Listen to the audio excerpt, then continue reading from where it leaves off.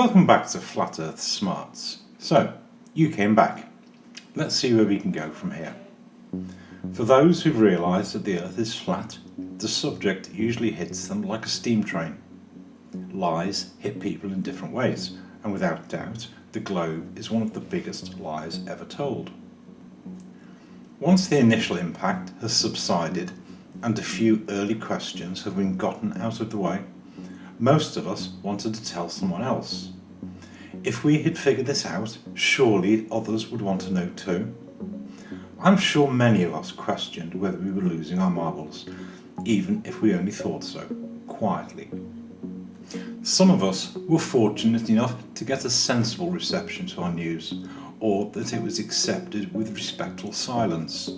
Others have seen the total onslaught that comes from someone who still believes the Earth is a ball. And so I ask you to spare a thought, for a moment, for someone who still thinks the Earth is a sphere of some description. Given that flat earthers are, at best, considered to be some quaint throwback to days gone by, should we be too surprised at the response we get? For many, the first person you probably told was someone that's close.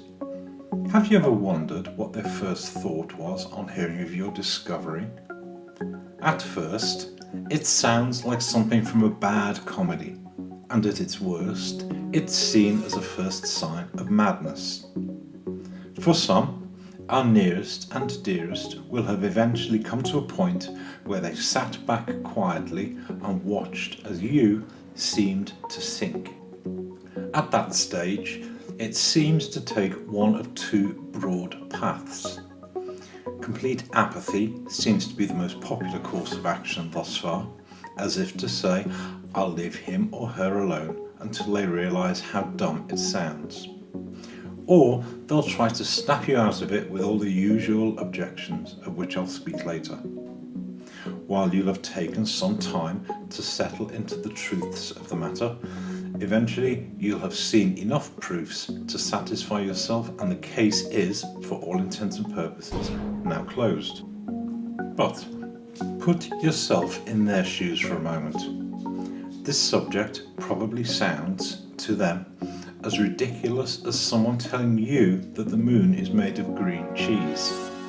It means nothing without some shred of evidence that it might be true. After all, isn't that what got you started in all of this?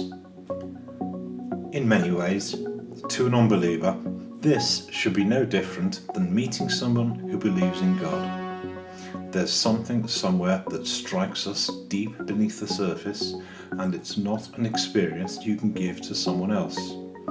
For each of us, something simply clicked at the right moment, and after that, we began to see the world differently.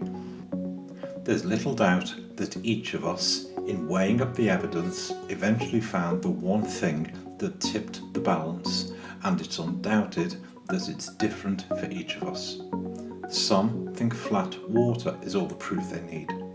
Others are satisfied that telescopes can't see over curved horizons, and so it's because each of us is different that it's always a hard subject to prove to someone else.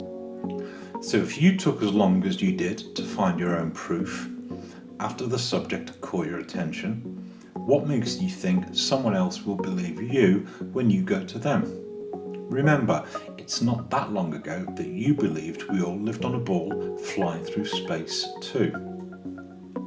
I've told maybe a half dozen people, and the reactions have ranged from 30 minutes and they're cool with the idea, right up to a stony silence and tumbleweeds blowing down the street.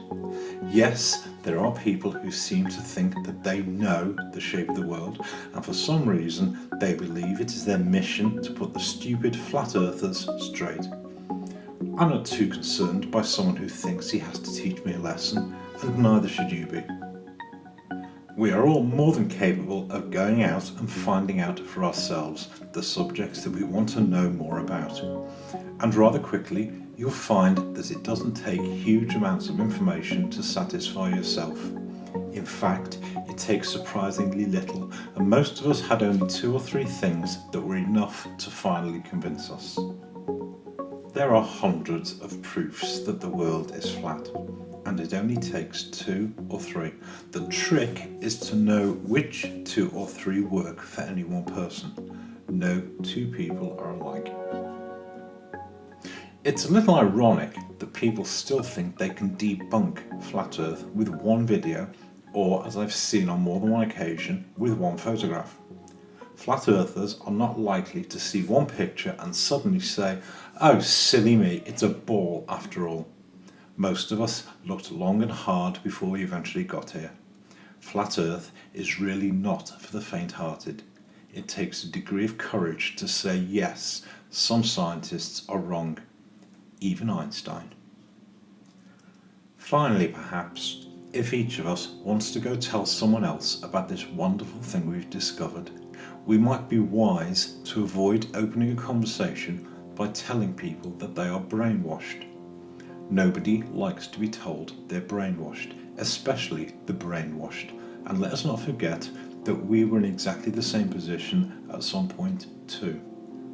It will be hard for anyone to look at this matter without some reservations. After all, history claims to have sorted this one out centuries ago, depending on who you listen to. There will always be some who will refuse to even look at the subject. They seem to consider themselves above all of this, and you would do well if you simply left them to blow their steam elsewhere. They're normally quite easy to recognise. They claim to know more than you do. They usually speak to people as if they're talking to a 6-year-old, and they tend to fill their hungry arguments with copious expletives. Your time will be better spent elsewhere. So, in closing, let us spare a thought for others and put ourselves in their shoes for just a moment, and they will trust that your judgment is at least as sound as anyone else's.